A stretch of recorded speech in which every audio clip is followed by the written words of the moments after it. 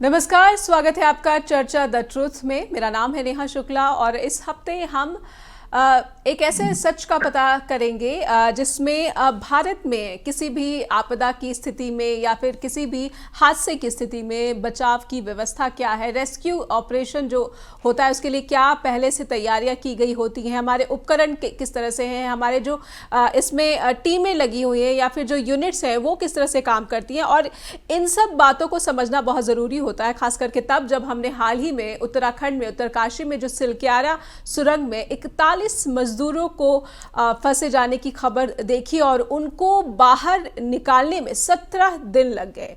और बहुत सारे सवाल उठे कि आखिर कौन से तरीके अपनाएंगे, क्या सरकार ने समय पर जो है सही व्यवस्था नहीं की जिससे कितना लंबा वक्त लग गया, और फिर विदेश से भी उपकरण मंगाए गए, विदेश से एक्सपर्ट्स मंगाए गए, लेकिन आखिरी मौके पर जो काम आया, जिसने मजदूरों को बाहर निकालने में हीरो की भूमिका निभाई, वो थे रैट होल ड्रिल करने वाले, यानी कि बहुत ही स्थानीय स्तर पर जो श्रमिक मजदूर होते हैं जो कि मलबा हटाने का काम करते हैं, रैट ड्रिलिंग करते हैं। उन्होंने जो है अपना एक क्लाइमेक्स जो मोड़ आ गई थी उसमें अपने हीरो एक्टिविटीज़ को दिखाया और फिर ये 41 मजदूर बाहर आ सके। तो समझना चाहती हूँ मैं कि भारत में रेस्क्यू ऑपरेशंस में अड़चने क्यों आती हैं, या फिर हम वेल प्रिपेयर्ड कितना दिखते हैं अगर बाहर से एक्सपर्ट मंगाने पड़े, उपकरण मंगाने पड़े। हमारे साथ भारत में बहुत अलग अलग आपदाओं में और हादसे के वक्त जिन्होंने रेस्क्यू किया है और आर्मी की टीम को लीड किया है, वो बहुत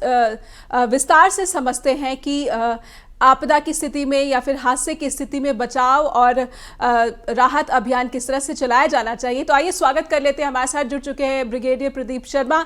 ब्रिगेडियर प्रदीप शर्मा, बहुत बहुत स्वागत करती हूँ मैं आपका चर्चा द ट्रुथ में। धन्यवाद Neha, always nice to be with you.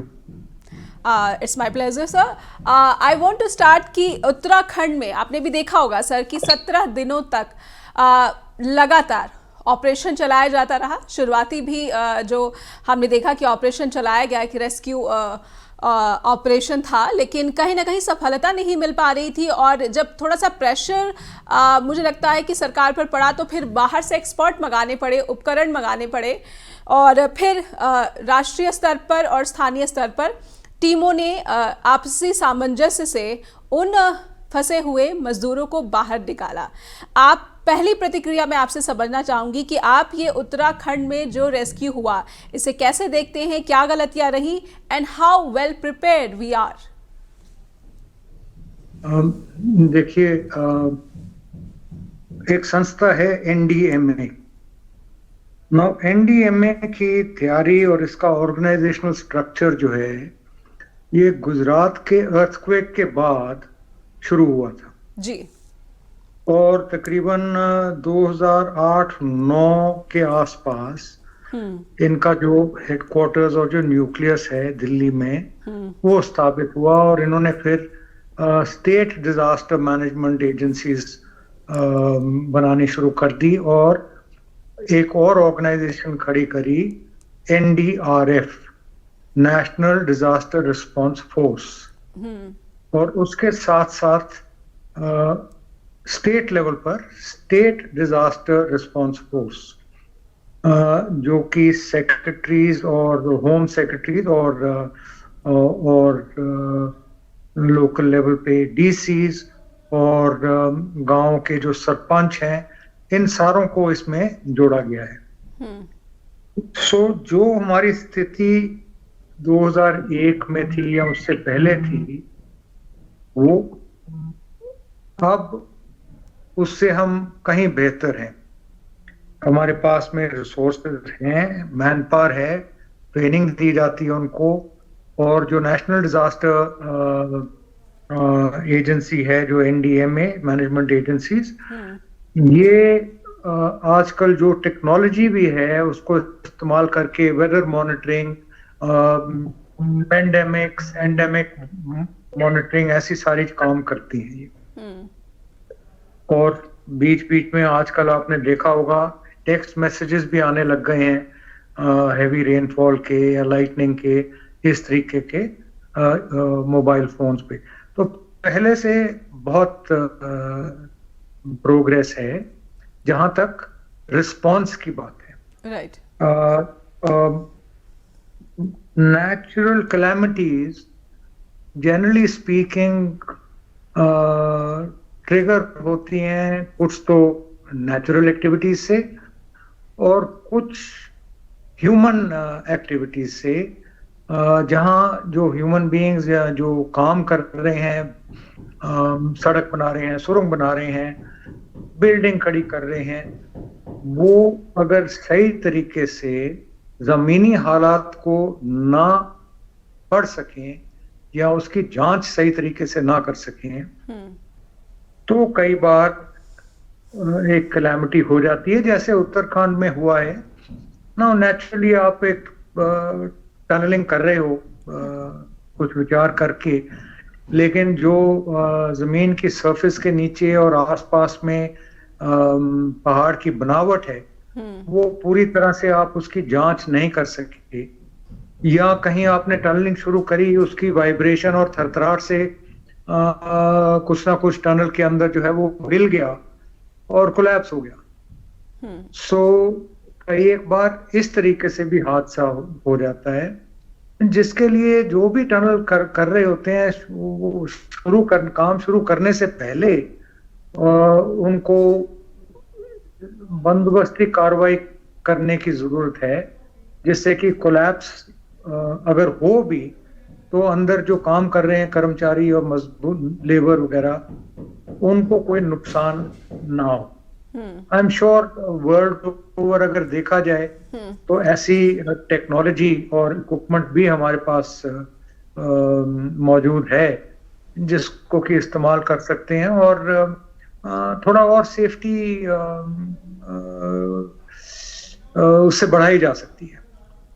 जी, लेकिन हमने देखा ये जो सिलक्यारा टनल था इसमें सेफ्टी नॉर्म्स जो है वो पूरे नहीं किए गए थे कंपनी की तरफ से, और मुझे लगता है कि कंपनी पर जिस तरह से कार्रवाई होनी चाहिए थी ये भी सामने नहीं आ सका। सरकारों की जो है अनदेखी या फिर लापरवाही कहूँगी कि ये कंपनी के प्रति जो है सामने आती है। लेकिन मैं ये समझना चाहती हूँ सर कि जब रेस्क्यू शुरू हुआ तो ये जो टनल था और इसका 17 दिनों में जिस तरह से रेस्क्यू चलाया गया, आपकी अपनी ऑब्जर्वेशन क्या है? क्योंकि आपने तो बड़ी बड़ी आपदाओं में जो है सेना का अभियान चलाया है, लोगों को बचाने में वहाँ पर सेना के टीमों को लीड किया है। हम ये समझने की कोशिश कर रहे हैं कि आपदा या फिर हादसे की स्थिति में भारत में जो बचाव व्यवस्था है, जो यूनिट्स बनाई गई हैं वो कितनी वेल प्रिपेयर्ड दिखती है, उनके पास संसाधनों की कमी है या फिर जो भी मौजूदा तकनीक है उन सब के साथ वो लैस हैं।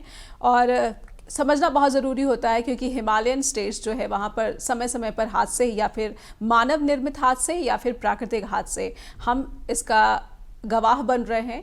अभी हाल ही में हिमाचल प्रदेश में भी जिस तरह से बारिश की तबाही सामने आई थी, इसमें भी बहुत बड़ा रोल प्ले करते हैं अलग अलग ये बचाव और राहत अभियान में जुड़े हुए टीमें।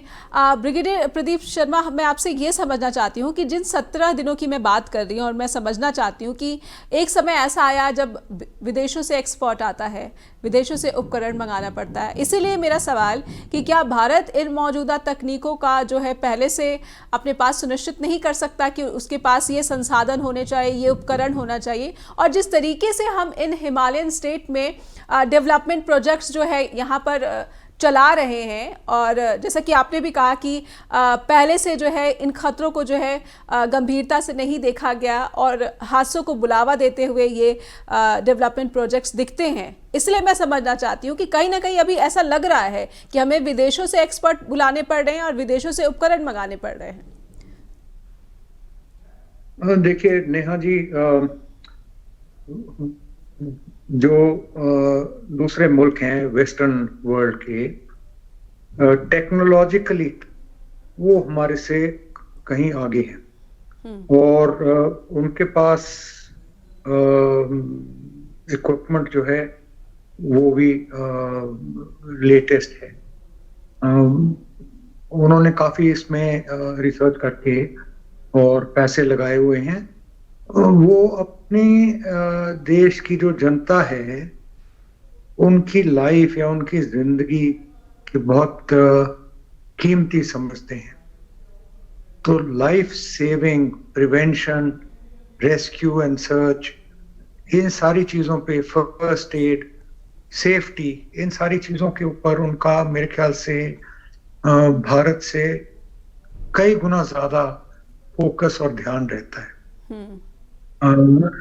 और दूसरी चीज, अगर एक ऐसी कलैमिटी हो जाए जिसपे हमारे पास खुद का सामान या इक्विपमेंट कामयाब नहीं हो सकता, तो बाहरी देशों से मदद मांगने में कोई हर्ज नहीं है। ये तो स्टैंडर्ड प्रोसीजर ही हो गया है एक तरह से।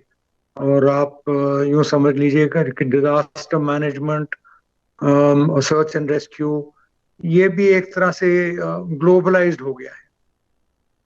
पुराने दिनों में आपको हफ्ते के हफ्ते लग जाते थे शिप से या छोटी टोलियों में हवाई जहाज से आने में, कहीं से सामान मंगाने में। आजकल तो 2-4 घंटों के अंदर अंदर सारा कुछ बरामद हो जाता है।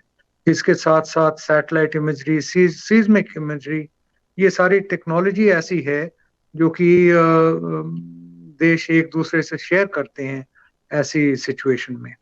सो इसमें कोई मतलब शर्म वाली बात या बुरा महसूस करने वाली बात नहीं है कि हमने विदेश से सहायता मांगी। ये होना चाहिए, आखिर हमारे अपने लोग फंसे हुए हैं, उनको जो मर्जी करें, लेकिन बचाना जो है सरकार की जिम्मेवारी है। फिर रहा जहां तक हम लोगों का ध्यान होता है सेफ्टी में, कहीं ना कहीं ह्यूमन एरर, कहीं ना कहीं कॉस्ट कटिंग, अगर बिजनेस डील है, कहीं ना कहीं लैक ऑफ सुपरविजन या जिसको कहते हैं मिनट टू मिनट इन्वॉल्वमेंट, जो सरकारी कर्मचारियों की या किसी ना किसी की होती है। तो ऐसे नहीं है कि सबने अपना अपना काम ठीक कर लिया, उसके बावजूद जो है टनल कोलैप्स हो गई। बहुत कम होता है ऐसे। लेकिन इसके साथ मैं और एक चीज आपको समझाऊं कि अगर हमने सारी स्टडीज कर ली अपनी, सीज्मोलॉजिकल, जो धरती की बनावट है, पत्थर, रॉक सरफेस, अंडरग्राउंड कैसे हैं, क्या है, सब हमने स्टडी कर ली और फिर हमने अपना काम शुरू किया। तो जब हम मशीनरी इस्तेमाल करते हैं, ड्रिलिंग की, और वो खुदाई वगैरह शुरू करते हैं, उससे भी कई एक बार थरथराहट पैदा होती है। और थरथराहट से जमीन के नीचे क्या असर पड़ता है वो इतना एक्यूरेटली प्रिडिक्टेबल नहीं है। सो सिर्फ ये कह देना कि हमारी गलती है, हमारे लोगों ने ठीक काम नहीं किया, कुछ हद तक सही है, लेकिन कुछ हद तक गलत भी है। 100% जो है हमें ये नहीं कहना चाहिए कि हमारे लोगों ने सही काम नहीं किया। और तीसरी चीज, आई एम श्योर सरकार ने भी, state government, central government, NDMA वालों ने सबने अपनी अपनी इंक्वायरीज शुरू कर दी होंगी कि ये क्यों हुआ, किसकी गलती थी, क्या था। लेकिन सबसे बड़ी बात यह है कि 17 दिन तक जो कर्मचारी फंसे हुए थे, उनकी हिम्मत और साहस देख लो आप, सहनशीलता देख लो कि वो 17 दिन सरवाइव किए, सही सलामत, बिना बीमारी, बिना रोग, बिना चोट के बाहर निकल आए। और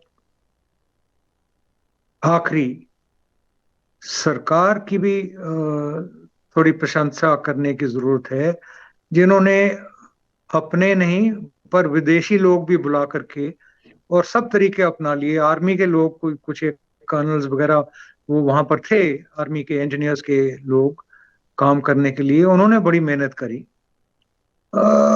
लेकिन जिसको कहते हैं ना, नथिंग सक्सीड्स लाइक सक्सेस। तो अल्टीमेटली हमारे को जो जो रैट होल डिगर्स हैं, जो मजदूर हैं, क्योंकि उनका जो तजर्बा, जो ह्यूमन एक्सपीरियंस है, वो कोई मशीन उसकी बराबरी नहीं कर सकती। अल्टीमेटली जिस लेबर ने, जो जो रैट होल डिगर जो हम कहते हैं, उन्होंने जो काम किया वो उससे सब सही सलामत बाहर निकल आए। ऑक्सीजन दी गई, अंदर पानी और जो कुछ भी है वो ट्यूब्स के थ्रू दिया गया। तो ये सारे एफर्ट जो थे ये काबिले तारीफ है कि लोगों ने कम से कम सोच विचार करके और उनको जीवित रखा, सस्टेन किया, जिससे कि 17 दिन तक वो ठीक रहे। और फिर अल्टीमेटली हमारे अपने लोगों ने अपनी जो जो हुनर है उनका उसको इस्तेमाल करके और रेस्क्यू ऑपरेशन को जो है कंप्लीट किया। So they all these people and the efforts they need to be appreciated. लेकिन मैं ये भी समझना चाहती हूँ सर आपसे कि जब हम सेना की टीमों को देखते हैं तो फिर उम्मीदें ज़्यादा बढ़ जाती हैं कि अब जो है, अब तो जो भी वहाँ पर जानें बची हुई हैं या फिर उनको रेस्क्यू किया जाना चाहिए, तो वो 100% जो है इसमें सफलता मिल जाएगी। लेकिन जब मैं बात हिमालयन स्टेट्स की करती हूँ तो कहीं ना कहीं ऐसा लगता है कि रिस्पॉन्स में देरी हो जाती है। कई सारे हादसे जो है आपने भी देखा कि हिमाचल प्रदेश में भी जिस तरह से तबाही आई, उत्तराखंड में जिस तरह से हमने देखा कि जो बहुत ही भीषण आपदा आई और इसमें बहुत सारे ज़िंदगियां जो है तबाह हो गई, घर के घर उजड़ गए। इसके बावजूद रिस्पांस में बहुत ज़्यादा वक्त लग रहा है अभी भी। आपको लगता है, आप मेरी बात से सहमत हैं? हम ये समझने की कोशिश कर रहे हैं कि भारत में राहत और बचाव दल जो हैं वो कितने संसाधनों से लैस हैं, और क्योंकि लगातार कोई ना कोई हादसे या फिर आपदा सामने आते रहते हैं और उसमें जब जानें फंस जाती हैं तो फिर लोगों की उम्मीद होती है कि उनको जल्द से जल्द बाहर निकाला जा सके। लेकिन जब लंबा समय लग जाता है तो फिर सोचने पर मजबूर होना पड़ता है कि क्या हम संसाधनों से लैस हैं, क्या हमारे जो बचाव दल हैं क्या वो वेल ट्रेंड हैं। और इसी बातों को ज़्यादा विस्तार से समझने के लिए हमारे साथ जुड़े हुए हैं ब्रिगेडियर प्रदीप शर्मा। सर, मैं समझना चाहूँगी, जिस रिस्पॉन्स की बात मैं कर रही थी कि क्या हम क्विक रिस्पांस कर पा रहे हैं या फिर अभी भी वक्त लग जा रहा है, और ये वक्त इसलिए लग रहा है कि ये दुर्गम इलाके होते हैं जहां पर रेस्क्यू ऑपरेशन चलाना पड़ता है। ब्रिगेडियर, जो दूसरा पॉइंट था ना दुर्गम इलाकों के बारे में, वो बिल्कुल ठीक है। आप देखिए जैसे टनल हो रही है, टनल बना रहे हैं कहीं पर, या कहीं लैंडस्लाइड हो गई, ऐसी जगह जो है नॉर्मली इनको सिर्फ एक सड़क सर्व करती है और आस पड़ोस में कोई ऐसी एयरफील्ड या और कोई ट्रांसपोर्टेशन को सपोर्ट करने वाला जो बंदोबस्त जो है वो नहीं होता। सो जो आपकी SDRF टीम्स होती हैं और NDRF टीम्स होती हैं, आप इनको तुरंत फ्लाई इन नहीं कर सकते। कुछ हद तक ठीक है, हेलीकॉप्टर्स वगैरह से थोड़ी बहुत मशीनरी और मैन पावर पहुंच सकती है, लेकिन जो मेन बिल्डअप रेस्क्यू का और मिटिगेशन का है ये बाय रोड ही आना पड़ता है। तो इसमें टाइम तो लगता ही लगता है, जितना ट्रैवल टाइम लगेगा उतना लगेगा ही। और कई बार जो हेलीकॉप्टर टीम्स हैं ये भी नहीं पहुंच सकती अगर मौसम खराब हो तो, खासकर पहाड़ी इलाकों में जहां बादल या धुंध ऐसी चीज आ जाए या बरसात हो जाए। सो फिर फ्लाइंग इज नॉट पॉसिबल। लेकिन इसके साथ साथ दो तीन बातें छोटी छोटी सी मैं जो मेरे दिमाग में आती हैं वो मैं आपसे शेयर करूंगा। एक तो जहां पर भी ऐसा काम हो रहा है जहां रिस्क है किसी दुर्घटना का, I am sure medical teams तो वहां पर मौजूद होती हैं, पर उसके साथ के साथ कुछ ना कुछ दुर्घटना से रेस्क्यू करने के लिए भी साधन कोलोकेटेड होनी चाहिए। और काम करने से पहले जी ब्रिगेडियर, मैं आपको रोक रही हूं, लेकिन मैं यही समझना चाह रही हूं कि इस तरह के नियम बने हुए कि जहां पर ऐसा कुछ संभावना है वहां पर पहले ही प्रोजेक्ट के साथ एक मेडिकल टीम और एक रेस्क्यू टीम किसी भी हादसे की स्थिति में होनी चाहिए, लेकिन ऐसा नहीं होता, नदारद दिखती हैं ये टीमें। नहीं, मेडिकल टीम तो नेहा जी मेरे ख्याल से सभी ऐसी जो कार्रवाई है उनके साथ होती ही हैं। कितनी बड़ी टीम है उसके ऊपर मैं टिप्पणी नहीं कर सकता, लेकिन मेडिकल टीम तो जरूर होती है, क्योंकि जो भी काम कर रही, जो कंपनी भी काम करती है, प्राइवेट कॉर्पोरेट्स जो हैं, उनको भी पता है कि ऐसे काम में चोट लगने की संभावना होती है, तो मेडिकल टीम तो उसमें लाजमी है। और मेरा पक्का विश्वास है कि मेडिकल टीम्स कोलोकेटेड होती होंगी उसके पास। As far as safety measures are concerned, इनके पास सेफ्टी इक्विपमेंट होती है, हेलमेट्स, बेल्ट्स, लाइटें, जनरेटर्स, ऐसी ऐसी चीजें सारी होती हैं। लेकिन जब आप टनलिंग कर रहे हो, ऊपर से रूफ केव इन हो जाए या साइड से दीवार गिर जाए, उसको प्रिवेंट करने के लिए भी काफी हद तक ये मटेरियल इस्तेमाल करते हैं। ऐसे नहीं है कि उसको पहाड़ को खोदते जाओ और वो ऊपर से कोलैप्स होते जाए, ऐसे तो काम कभी हो ही नहीं सकता। सर एक लाइन मैं ऐड करना चाहूंगी, ये जो सुरंग में फंसे हुए मजदूर थे, उन्होंने उस समय जो सेफ्टी कॉस्ट्यूम होती है वो भी नहीं पहने हुए थे, कुछ के पैरों में तो हवाई चप्पल थी और वो केविंग का काम कर रहे थे। जी, तो मैंने शुरू में बोला था ना, जो जो कॉर्पोरेट वर्ल्ड है, जो बिजनेस में है, चाहे वो एजुकेशन साइड हो चाहे कुछ हो, वो उनका मकसद होता है पैसा बनाना। वो कैसे पैसा बनाए, कॉस्ट कटिंग करके, वो ही लोग जानते हैं, मैं नहीं जानता इसको। साथ के साथ कहीं ना कहीं इसमें ह्यूमन एरर होता ही है, लापरवाही समझ लो, कुछ समझ लो। आपको याद है एक पुल बनाया था गुजरात में, जो पुल गिर गया जो किसी फेस्टिवल के दौरान। तो बाद में जब जांच हुई तो बोला भैया वो इंजीनियर जो जो कंपनी थी वो सर्टिफाइड भी नहीं थी वैसा काम करने की। है याद जो हादसा हुआ था कुछ महीने पहले गुजरात में मोरबी में? मोरबी में हुआ था ना जी। सो उसको कॉन्ट्रैक्ट क्यों दिया? कहीं ना कहीं जो जो इंसान की जो लालच है, वो भी ऐसे कांड होने की जिम्मेदारी रखती है।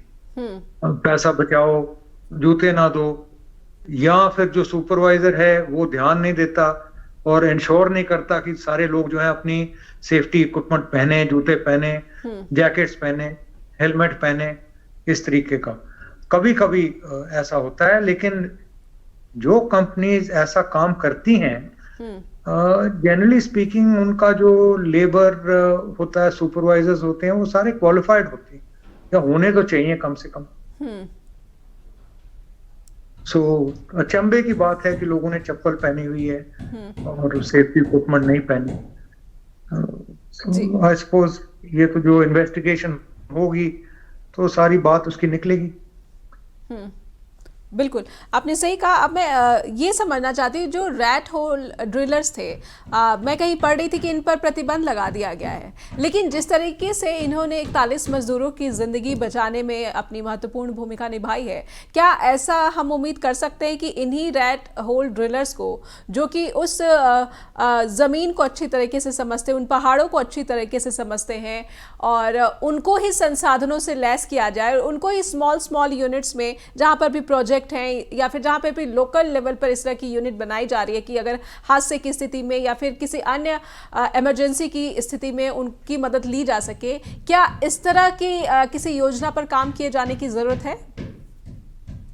बिल्कुल, जो लोकल एक्सपर्टीज है उसके ऊपर कभी प्रतिबंध नहीं लगाना चाहिए और ना ही उनके हुनर को अनदेखा करना चाहिए। सो जो लोकल जो टैलेंट है इस तरीके का, ये तो जो डिस्ट्रिक्ट अथॉरिटीज हैं, मैं सोचता हूं कि उनको चाहिए, जिस भी कंपनी को टेंडर अलॉट किया जाए, वो साथ में हिदायत दी जाए कि भी इतने % जो है हमारे लोकल इस प्रकार के लोग आप जो है अपने साथ इसमें एंगेज करोगे। लोकल नॉलेज को कोई कोई बीट नहीं कर सकता। सो लोकल नॉलेज बिल्कुल। लेकिन मैं कहीं पढ़ रही थी कि इन पर बैन लगाया गया है, हालांकि यही कहीं ना कहीं मसीहा बनकर सामने आए। एक सिक्किम में फ्लैश फ्लड आया और उसके बाद उसमें बहुत सारे जो आर्मी के जवान हैं वो भी बह गए और वहाँ पर भी काफ़ी दुर्गम स्थिति थी कि रेस्क्यू कैसे किया जाए, लेकिन सेना ने कई जो है जवानों को और नागरिकों को वहाँ पर बचाया। लेकिन मैं समझना चाहूँगी कि ऐसे दुर्गम जो इलाके हैं भारतीय राज्य के, वहाँ पर कितना मुश्किल होता है इस तरह से रेस्क्यू ऑपरेशन चलाना, और उसमें सक्सेस रेट जो है वो क्या होती है औसतन? एक सेकंड, ये आपके इस सवाल का जवाब देने से पहले मैं कुछ कहना चाहूंगा। ये जो रैट होल डिगर्स की बात हो रही है जी, इन पे मेरी समझ के अनुसार प्रतिबंध सेफ्टी के कारण लगाया होगा, क्योंकि इनका काम जो है वो रिस्की है। हम्म, और इनकी जान सलामती के लिए और रिस्क अवर्ट करने के लिए इन पर प्रतिबंध लगाया गया। जी, लेकिन ये जो प्रतिबंध लगाने वाली कार्रवाई है, ये मेरे ख्याल से थोड़ा सा हाफ वे एक्शन रहा है। प्रतिबंध के साथ साथ इनको ऐसी कंपनियों के साथ एंगेज करना चाहिए था ताकि इनका लाइवलीहुड भी बरकरार रहे।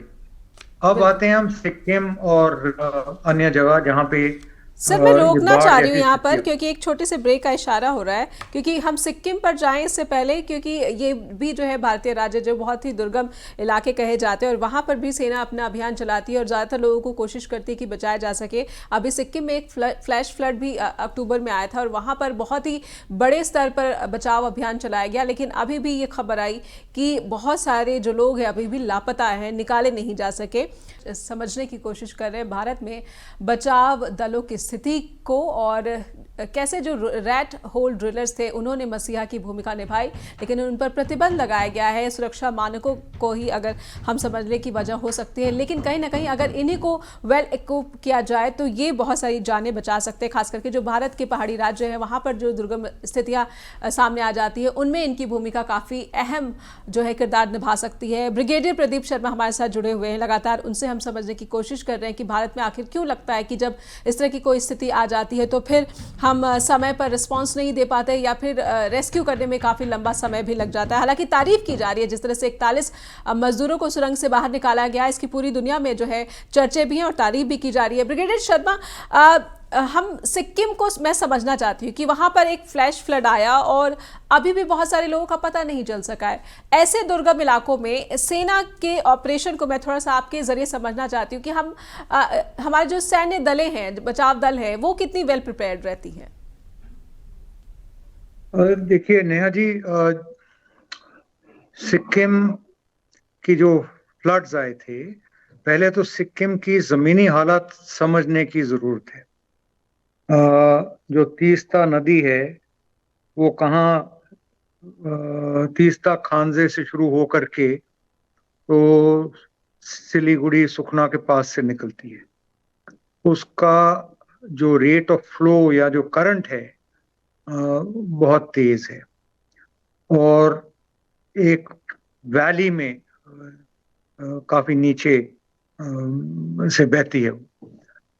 उसी के साइड पे जो मेन आर्टरीज हैं जो कि गैंगटॉक और लाचोंग, चुंगथांग वगैरह जहां जहां जाना होता है, उसी के साइड साइड से वो सड़कें जाती हैं। और चुंगथांग के ऊपर सरकार ने एक बहुत पुराना डैम बनाया हुआ था। अब वो डैम जो है उस पे पानी भर भर के उसकी जो जो दीवार है उसके ऊपर प्रेशर बना दिया। और जब एक कोई डैम फटता है या उसमें अगर दरार पड़ जाती है जिससे पानी निकलने लगे, तो वो पानी के बहाव की रफ्तार इतनी तेज होती है कि रास्ते पर जो भी जान माल कुछ भी आता है उसको तोड़ते तोड़ते वो ले जाता है साथ। तो जब आपका डैम टूटा और आपकी इससे पहले कि गेट खोले गए डैम टूट गया या गेट पूरी तरह नहीं खुले, जो भी कारण था, पानी का बहाव इतने तेज रफ्तार से शुरू हुआ कि पुल टूट गए, सड़कें बह गईं, जो आस पड़ोस में नदी के किनारे जो बसे हुए थे लोगों के घर गए। लेकिन फिर भी मेरे ख्याल से स्टेट गवर्नमेंट ने काफी हद तक बहुत जान माल बचा लिया वार्निंग दे दे के और लोगों को वहां से निकाल दिया वो हैम रेडियो इस्तेमाल करके। जी। नाउ जो सेना वहां पर सेना तैनात है बॉर्डर के डिफेंस के लिए। वो रिजर्व फोर्सेस इस तरीके की नहीं हैं जिनको कि आप तुरंत जो दुर्घटना जहां हुई है वहां पर ले जाओ और आप रेस्क्यू ऑपरेशन शुरू कर दो। और सेना के अपने जवान बहुत से इस पानी में बह गए जी। जो जहां तक मेरी जानकारी है, जो भी वहां पे ब्रिगेड थी और अन्य सैनिक दस्ते थे जी। उनका भी बहुत नुकसान हुआ। कई लोग बह गए, कईयों की लाशें नहीं मिली। जब अगर एक इंसान इतनी तेज रफ्तार की भाव वाले पानी में बह जाए तो पता नहीं कितने किलोमीटर नीचे जाकर के उसकी लाश निकले। कोई पत्थर में फंस जाएगी, कोई किसी गिरे हुए पेड़ में फंस जाएगी, तो उसको ढूंढ कर जब तक आप निकालोगे तो जैसे मैं कह रहा था कि पानी का बहाव इतना जोर का होता है कि रास्ते पे जो कुछ भी आता है वो रुक नहीं सकता। और उसके बाद क्योंकि सड़क भी बह गई तो फिर अगर आपको प्लेन से, सुखना से या कलकत्ता से या कहीं से सैन्य मदद चाहिए होगी तो वो सारा कुछ पहले तो फ्लाई इन करेंगे, कुछ बाय ट्रेन आएगा, कुछ बाय रोड जहां तक सड़क बनी हुई जिसकी हम बात कर रहे हैं। सर आपने सही कहा, टाइम लगता है, लेकिन ये again it's a man made situation. Do you agree? Yes, it's a man-made situation. It is a man-made situation of negligence to some extent, क्योंकि हर डैम का सेफ्टी और उसकी जितनी पुरानी होती जाती है इमारत उतना ही उसको रिफर्बिश करना और ठीक हालत में रखना ये सरकारों की और डैम मैनेजमेंट ऑर्गेनाइजेशंस की है।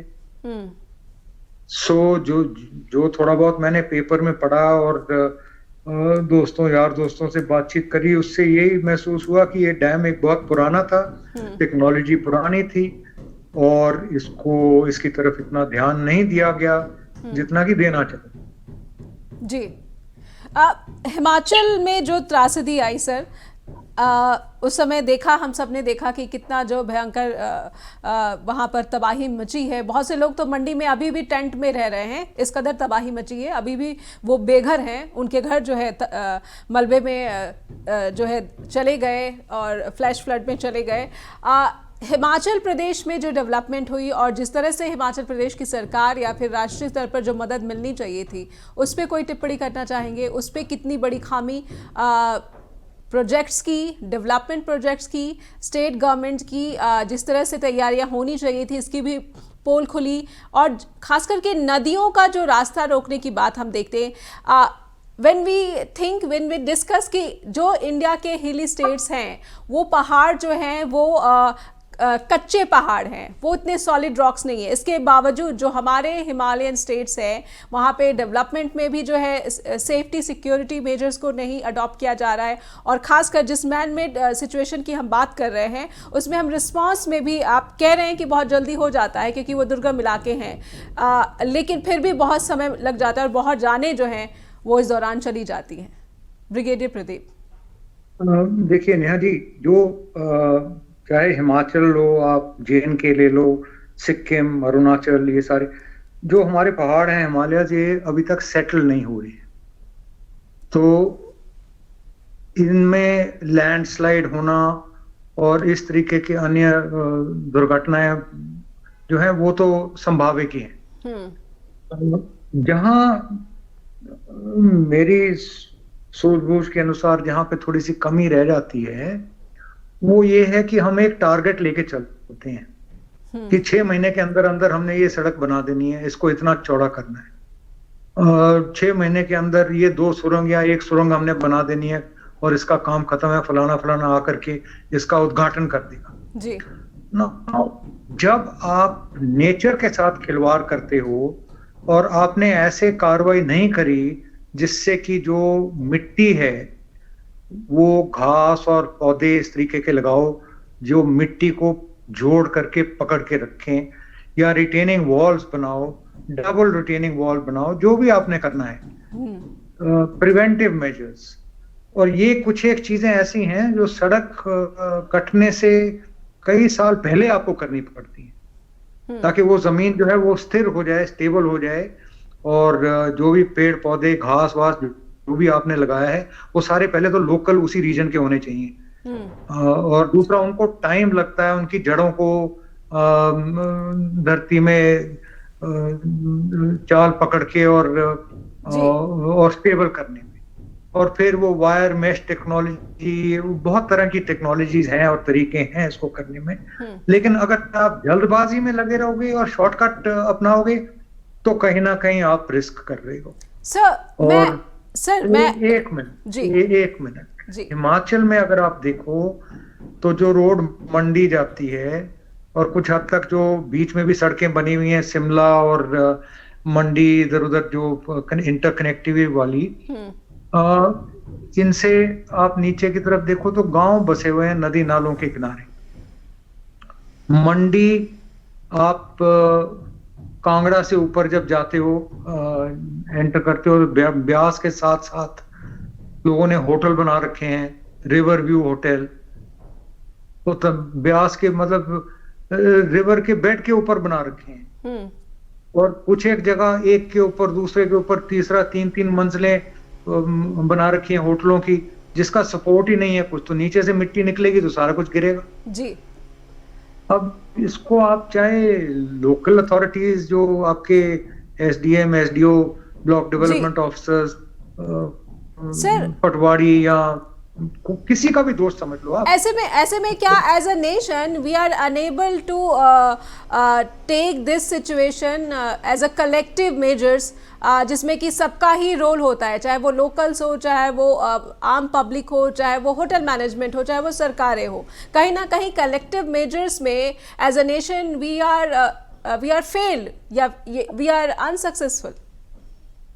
No, I don't think we've failed or we are unsuccessful. I think there is a compulsion for people to earn their livelihood, people to save on costs and money.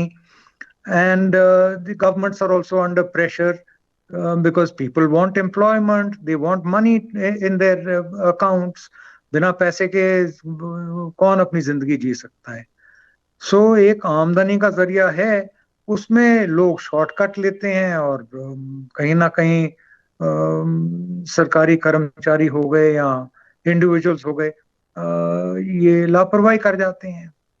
अब ये तो होना ही था जिस तरीके का। And so do we take it so casually कि कितनी भी जाने जाती हैं, लेकिन we do take it very casually. Well, we don't value life. The cheapest thing in India is human life. Right. किसी दुर्घटना में कोई मर जाता है, किसी को आप जो जख्मी हो गया उसके परिवार को आप 1 लाख दे दो, मर गया उसको 3 लाख दे दो, 5 लाख दे दो, काम खत्म। बिकॉज हमारे पॉपुलेशन हमारी इतनी है। आप विदेश में जाते हो, एक बंदा बैठा हुआ 5-5, 6-6 पेट्रोल पंप ऑपरेट कर रहा है, उससे पूछो भाई आप मैन पावर क्यों नहीं एंगेज करते? कहते जी हमारे मिनिमम वेजेस इतनी ज्यादा हैं कि मैं 7 पेट्रोल पंप में लोग बिठाने के काबिल नहीं हूँ, उनकी तनख्वाह नहीं दे पाऊंगा जी। उससे बेहतर मैं सारा कुछ कंप्यूटराइज कर लूं और अकेला ही ऑपरेट कर लूं जी। But the situation in America and India are quite different sir.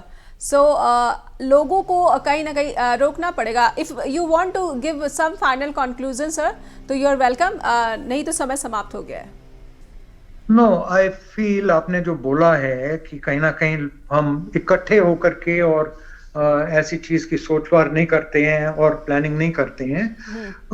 मेरे ख्याल से आज की तारीख पे तकरीबन पूरे देश में अवेयरनेस स्प्रेड हो चुकी है बहुत सी बातों की जो पहले नहीं थी जी। और आने वाले दिनों में मैं कॉन्फिडेंट हूं कि सरकार की तरफ से भी कुछ नए कानून ऐसे बनेंगे जी, जिससे कि एनवायरमेंटल प्रोटेक्शन और डेवलपमेंट ये दोनों हैंड टू हैंड जाएं। बिल्कुल। जिस तरीके से हिमाचल में डैम बन रहे हैं, हर मोड़ पे डैम, नदी नाले सूख रहे हैं जी। समय समाप्त हो गया जी। समय समाप्त हो गया ब्रिगेडियर जी। ठीक है, थैंक यू। जी जी, बहुत बहुत धन्यवाद आपका, आपने समय निकाला। तो ब्रिगेडियर प्रदीप शर्मा, जिन्होंने भारत में कई आपदाओं में सेना के जो बचाव और राहत दल होते हैं उनको लीड किया है और वो समझते हैं कि रेस्क्यू ऑपरेशन किस तरह से चलाया जाना चाहिए। और हम बात कर रहे थे कि किस तरह से हमें संसाधनों से लैस होना चाहिए, हमारे जो बचाव दल हैं, टीमें हैं, उनको वेल ट्रेन रहना चाहिए और सुरक्षा उपकरणों पर ध्यान दिया जाना चाहिए। लेकिन कहीं ना कहीं एक कलेक्टिव मेजर की भी ज़रूरत है और अवेयरनेस की ज़रूरत है कि ऐसे हादसों की स्थिति में हमें किस तरह से रिस्पॉन्स देने को सिखाया जाए और या पहले से वेल प्रिपेयर्ड कैसे रहा जा सके, प्रिवेंटिव मेजर्स जो है वो कैसे लिए जा सके। बहुत बहुत धन्यवाद करना चाहूँगी चर्चा द ट्रुथ में जुड़ने के लिए और आपसे उम्मीद करती हूँ कि आप info@justbroadcasting.com और neha@justbroadcasting.com पर हमें फीडबैक देते रहिएगा। बहुत बहुत धन्यवाद।